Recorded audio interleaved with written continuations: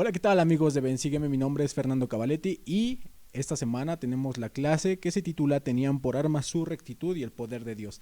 Quédense porque se va a poner muy bueno.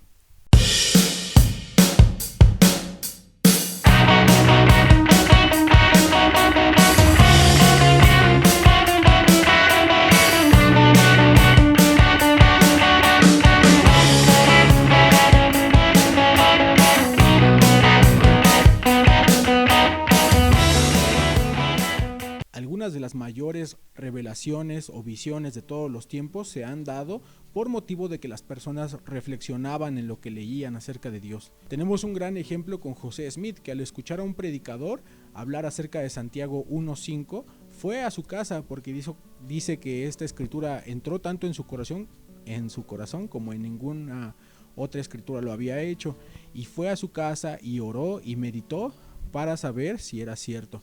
Entonces es uno de los tantos ejemplos.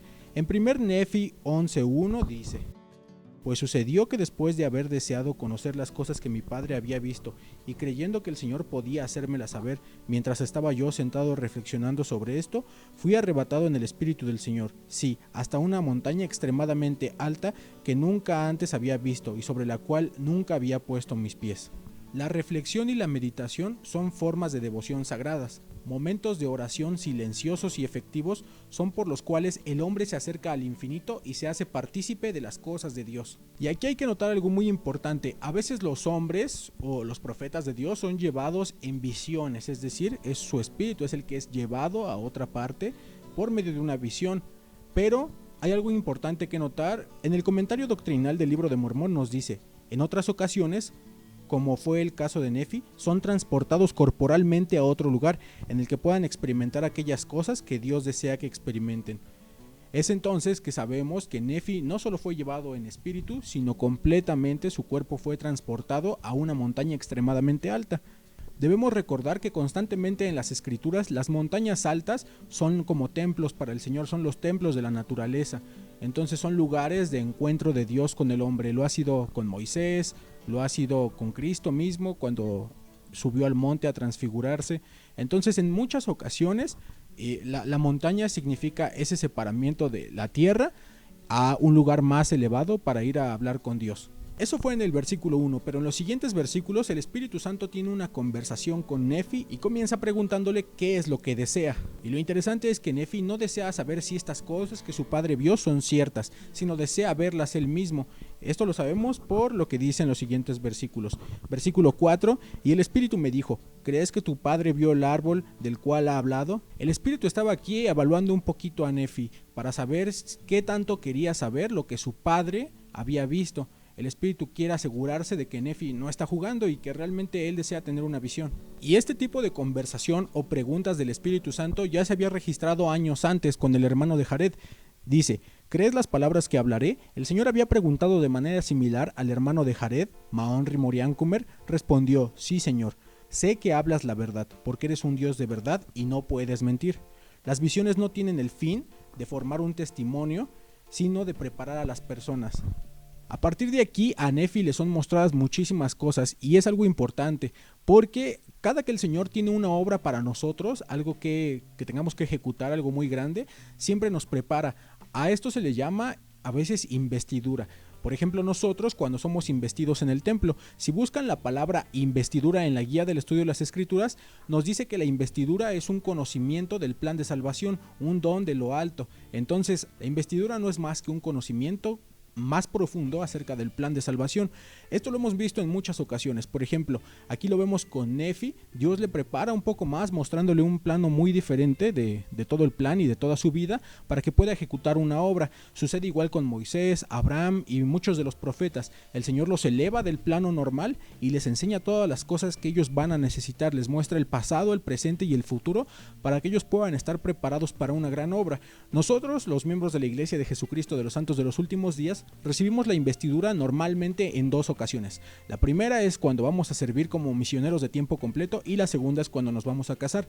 Esto pues tiene mucho que ver o mucho sentido con lo que estamos hablando. Cuando vamos a ejecutar Una obra muy grande y algo muy importante que va a requerir mucho de nosotros es cuando el Señor nos da esta investidura, este poder y entendimiento de lo alto para que nosotros podamos sobrellevarlo y aprender y poder llevar a cabo todo lo que Él espera de nosotros.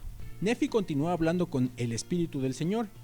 El comentario doctrinal dice: la expresión Espíritu del Señor se usa unas 40 veces en el Libro de Mormón y casi sin excepción hace referencia al Espíritu Santo o a la luz de Cristo. Sí, de hecho aquí el Espíritu Santo fue la guía y maestro de Nefi. Esta ocasión es de gran importancia, ya que es la única ocasión bíblica en la que el Espíritu Santo hace una aparición personal a un hombre. Como explicó el profeta, el Espíritu Santo es una persona y tiene forma de una persona. Hay algo que a veces en el mundo cristiano está un poco confundido ahí. A veces piensan que el Espíritu Santo es una paloma y no puede aparecerse en otra señal. En la guía del estudio de las Escrituras entendemos que la señal de paloma fue ocupada en una ocasión especial, pero que el Espíritu Santo tiene una forma corpórea de un hombre, de una persona.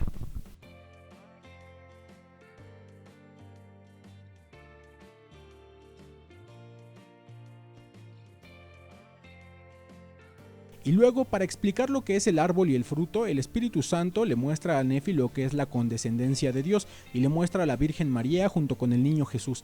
Esto se explica de esta manera. El Señor, estando en una posición elevada de un Dios como era Jehová, decidió bajar de su posición para poder entendernos a todos nosotros. Eso es la condescendencia de Dios. El amor de Dios hacia nosotros se muestra como el árbol, o sea, como Cristo, que Él estuviera dispuesto a bajar a nuestro nivel para poder entendernos y ayudarnos, o como dice en Alma, socorrer a los de su pueblo.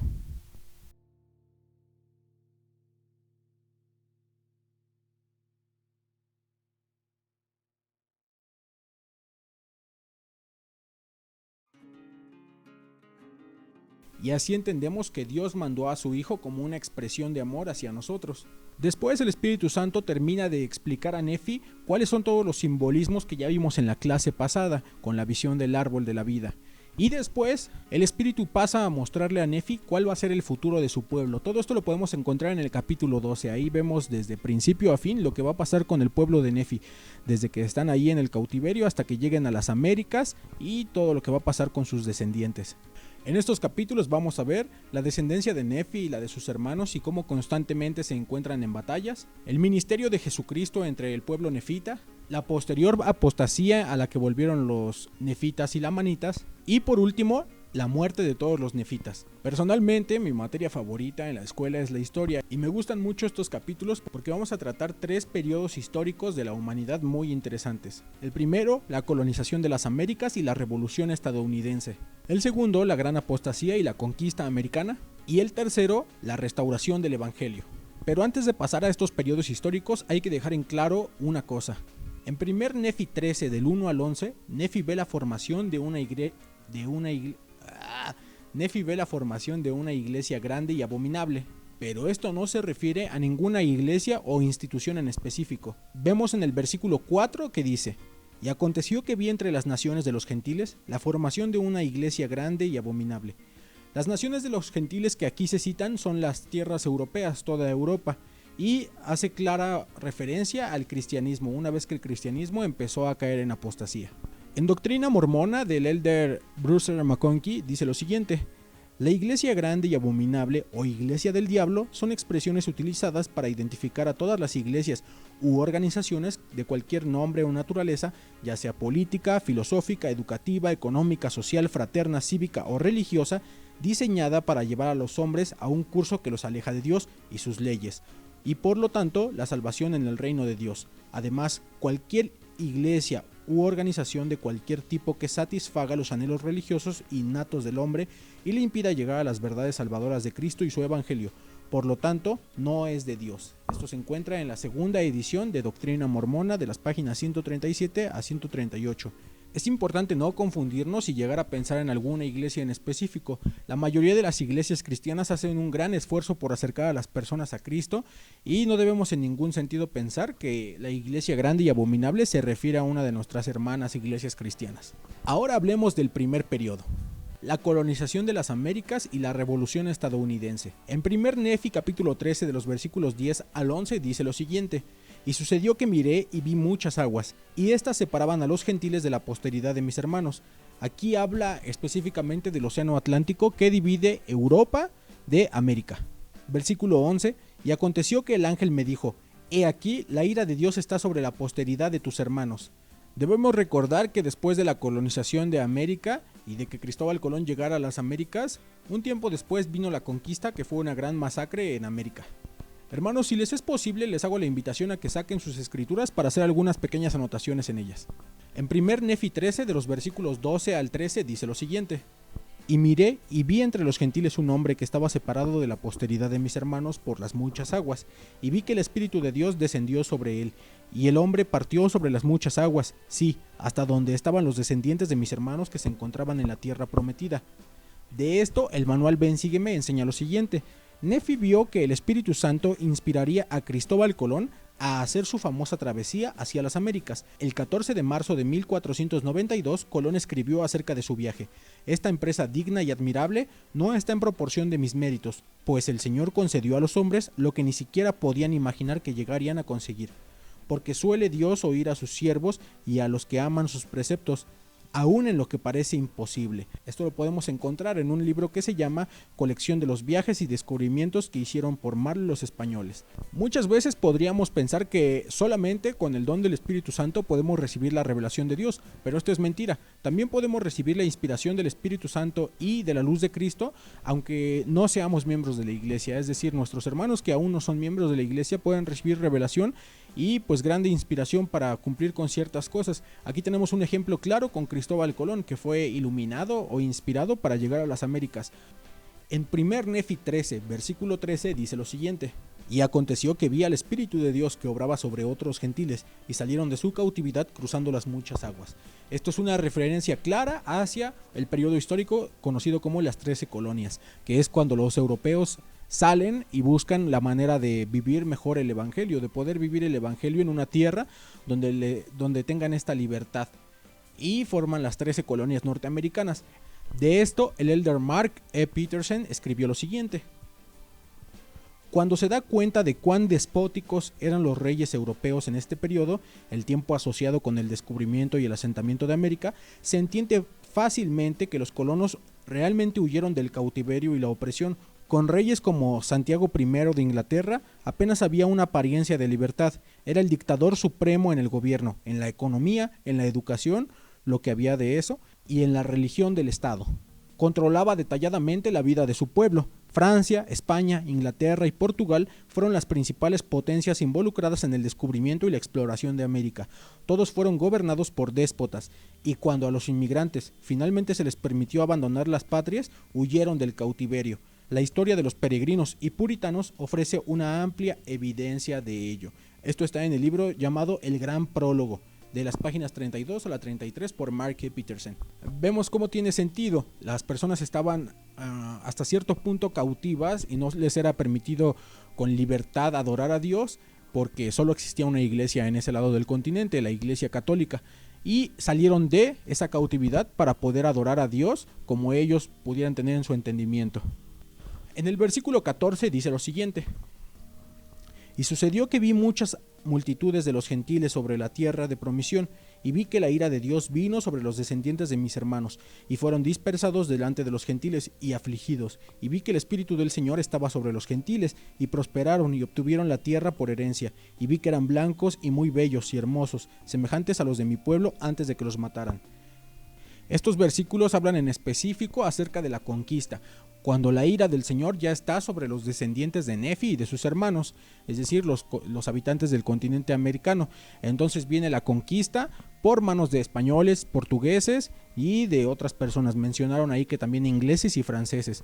Y pues ya tenemos cuenta histórica de eso, de todos los grandes incluso crímenes y masacres que hicieron en contra de los habitantes de América.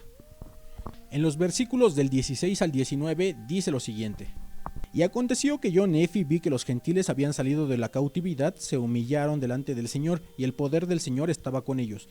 Y vi que las madres patrias de los gentiles se hallaban reunidas sobre las aguas, y sobre la tierra también para combatirlos. Y vi que el poder de Dios estaba con ellos, y también la ira de Dios pesaba sobre todos aquellos que estaban congregados en contra de ellos para la lucha. Y yo, Nefi, vi que los gentiles que habían salido de la cautividad fueron librados por el poder de Dios y de las manos de las demás naciones. El comentario doctrinal del Libro de Mormón dice lo siguiente: el Libro de Mormón deja pocas dudas sobre la posición de los profetas con respecto a la fundación y el destino de América, que Dios se opone a la esclavitud y al cautiverio, tomó partido en la guerra revolucionaria que ayudó a los colonos estadounidenses en su lucha contra Gran Bretaña, el hogar de las madres patrias gentiles. Y esto es muy evidente precisamente en este hecho histórico, en la revolución que tuvieron los estadounidenses, cuando los ingleses entraron en conflicto contra los nuevos estadounidenses. Y estas 13 colonias iban a prosperar muchísimo, pero aquí vamos a ver por qué. En los versículos 20 al 23 nos habla de la importancia que tenía para los nuevos colonos la Biblia. Dice así: y ocurrió que yo, Nefi, vi que prosperaron en la tierra, y vi un libro, y lo llevaban entre ellos. Y me dijo el ángel: ¿sabes tú el significado del libro? Y le respondí: no lo sé. Y dijo: he aquí, proviene de la boca de un judío. Y yo, Nefi, miré el libro, y el ángel me dijo: el libro que ves es la historia de los judíos, el cual contiene los convenios que el Señor ha hecho con la casa de Israel, y también contiene muchas de las profecías de los santos profetas, y es una narración semejante a los grabados de planchas de bronce, aunque menos en número. No obstante, contienen los convenios que el Señor ha hecho a la casa de Israel, por tanto, son de gran valor para los gentiles. Me parece interesante que a lo largo de toda la fundación de lo que es el país de Estados Unidos, fuera muy importante para ellos tanto Dios como la Biblia, y me parece, pues como lo dice aquí, que fue por esa razón que el Señor les bendijo tanto en esta tierra, porque tenían a Dios primero que nada en todos sus tratados, tanto los primeros padres de la patria estadounidense como los colonos. Y con esto pasamos al segundo periodo de la historia, que es la apostasía y la conquista. Aquí vamos a ver cómo la iglesia primitiva sufre una deformación. La Biblia es tergiversada y son quitadas de ellas partes claras y muy preciadas para los santos. Vamos a ver también acerca de la persecución que sufrieron los santos, y esto tiene mucha conexión mientras los europeos están saliendo hacia América y colonizando. En el versículo 30 dice lo siguiente: no obstante, tú ves a los gentiles que han salido de la cautividad y que gracias al poder de Dios han sido elevados sobre todas las demás naciones que hay en la superficie de la tierra, que es una tierra escogida sobre todas las demás, la cual es tierra que el Señor Dios dio a tu padre por convenio, para que fuese de herencia para sus descendientes. Por tanto, ves que el Señor Dios no permitirá que los gentiles destruyan completamente a los de la mezcla de tu descendencia que se hallan entre tus hermanos. Luego en el versículo 32 al 42 habla de la restauración, de un libro que sería escondido y luego sacado de la tierra, que sería descubierto y traducido por el don y el poder de Dios, con todas las verdades claras y muy preciadas que fueron quitadas de la Biblia, para poder entregar con una mayor eficacia el Evangelio a toda la tierra, que es el tercer periodo histórico que queremos tocar, que es la predicación y la restauración del Evangelio de Jesucristo. El Señor ya le había dicho a Nefi y mostrado que el Evangelio sería restaurado y que un joven tendría que sacar de la tierra lo que es y conocemos como el Libro de Mormón, que traería de nuevo a la tierra el Evangelio completo. Y para terminar ya en los capítulos 14 y 15 nos muestra este proceso de la predicación y cómo los hijos o descendientes de Leví, que pues somos nosotros en Sudamérica, íbamos a llevar el Evangelio a todas las naciones de la tierra por medio de la obra misional y el Libro de Mormón. Y es precisamente lo que se está efectuando en este momento, la obra misional, y se está llevando a cabo todos los esfuerzos para que podamos salir a predicar el Evangelio, ya sea en nuestra tierra o en otras partes del mundo. Quisiera que nos pusiéramos a pensar de qué manera el Señor nos ha investido con poder o conocimiento de cosas que van a suceder para que nosotros podamos prepararnos. A mí, por ejemplo, me sirvió de mucho la investidura una vez que salí a la misión, porque pude entender un poco mejor el plan de salvación y el Señor me tomó de un nivel para llevarme a otro en el templo y entender más cosas. Esto fortaleció mi testimonio y me ayudó mucho en la misión para no ser engañado y para poder predicar con una mayor eficacia el Evangelio del Señor. También el Libro de Mormón ha sido de gran ayuda en mi vida, pues con ayuda de él he podido predicar y entender mucho mejor el Evangelio de Jesucristo. cosas que no entendería si solo las hubiera leído en la Biblia, por ejemplo la expiación de Jesucristo y por qué era necesario que Él bajara de su posición para entendernos. En todos los países y en todas las áreas está el nuevo plan de área del 2020. Les invito a que lo lean y a que puedan observar cómo se están cumpliendo las promesas que el Señor predijo para los descendientes de Nefi, para nosotros. El plan de área del año pasado se llamaba El tiempo ha llegado, el tiempo es ahora, y nos invitaba a leer precisamente y estudiar todas estas profecías que hablaban acerca de nosotros. El tiempo de los gentiles ha terminado y ha comenzado el tiempo de los lamanitas, ¿no? La flor que iba a florecer en el desierto. Eso somos nosotros, pero hasta que nosotros tomemos nuestro lugar y nuestro papel en la obra de salvación, es hasta ese momento en el que el Señor nos va a investir con poder y autoridad de lo alto para poder predicar el evangelio y hacer todas las cosas que Él nos tiene preparados en esta tierra. Yo sé que si nos preparamos, el Señor nos va a dar todas las promesas que le dio a Leí y a Nefi para todos los descendientes sobre esta tierra. Los invito a que puedan estudiar más o leer más acerca de estos periodos históricos, acerca de las 13 colonias, tal vez pueden buscar ahí en Wikipedia un poquito acerca de la conquista y acerca de Cristóbal Colón y todo lo que vimos, para que puedan entender un poquito más y lo podamos unir al Libro de Mormón y podamos ver cómo el conocimiento de las cosas pasadas, presentes y futuras nos va a ayudar y nos va a bendecir en nuestra vida. Sé que el Señor nos puede mostrar las mismas cosas que le mostró a Nefi y a su padre Leí, pero recuerden, no nos la va a mostrar para que creamos, ya tenemos que creer en ellas como lo hizo Nefi. Nos va a mostrar todas estas cosas cuando encontremos qué es lo que el Señor quiere que hagamos en esta vida, cuál es nuestra misión. Y una vez que estemos preparados para eso, el Señor nos va a investir con conocimiento de lo alto. Muchísimas gracias por habernos acompañado en esta clase de Ven, Sígueme. Mi nombre es Fernando Cavaletti, nos vemos la siguiente semana.